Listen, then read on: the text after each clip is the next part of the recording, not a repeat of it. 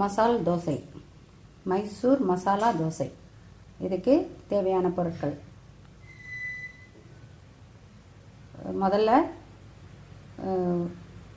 கடலைப்பருப்பு, சிகப்பு மிளகா, பூண்டு ஒரு 10 பல்லு பூண்டு, ஒரு 4 ஸ்பூன் கடலைப்பருப்பு, சிகப்பு மிளகா, வெங்காயம் ஒரு வெங்காயம் மெலிசாக அரிஞ்சு அது எல்லாத்தையும் வதக்கி நல்லா பருப்பு கொஞ்சம் சிகப்பாக வறுத்துட்டு அதுக்கப்புறம் மிளகா, பூண்டு, வெங்காயத்தெல்லாம் போட்டு நல்லா வதக்கி அதை மிக்சியில் அரைச்சி இதோ பேஸ்ட் மாதிரி எடுத்து வச்சுருக்கிறேன்.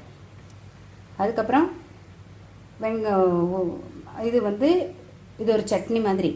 நெக்ஸ்ட்டு அதுதான் மைசூர் மசாலான்னு சொல்லிட்டு இதுதான் ஸ்பெஷல்.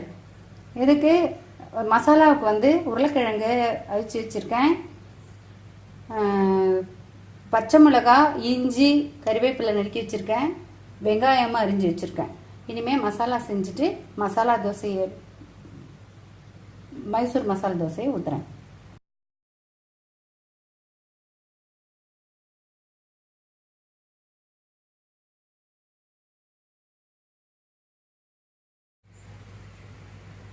அடுப்பில் எண்ணெய் போட்டாச்சு.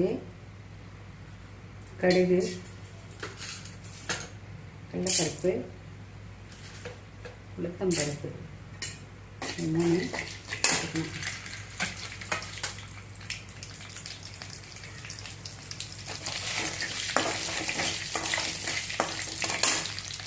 அதுக்கப்புறம்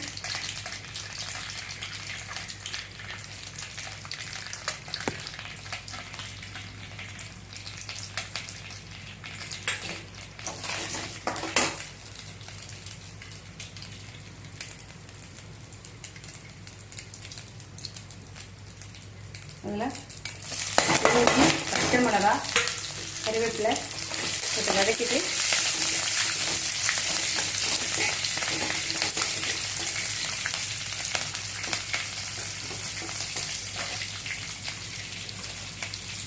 அப்புறம் வெங்காயத்தையும்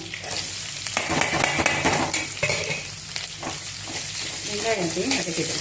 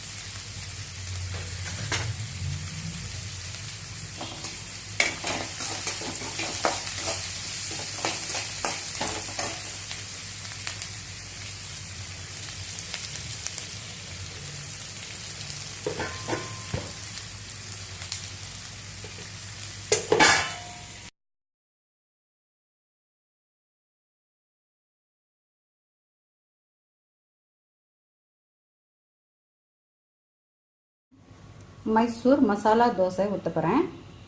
அதுக்கு என்னென்ன வேணும்னா, எப்பயுமே நம்ம ஊற்றுற இட்லி மாவு, அரிசி தோசை மாவு இருந்தால் போகிறோம். தோசை மாவு கூட அது தோசையை ஊற்றிக்கிட்டு அதுக்கு மேலே வைக்கிற மசாலா, அதுக்கு நடுவில் ஒரு சட்னி பூசணும். இது ரெண்டையும் நான் இதில் காமிச்சிருக்கேன். இது எப்படி செஞ்சேன்னு சொல்லியிருக்கேன்.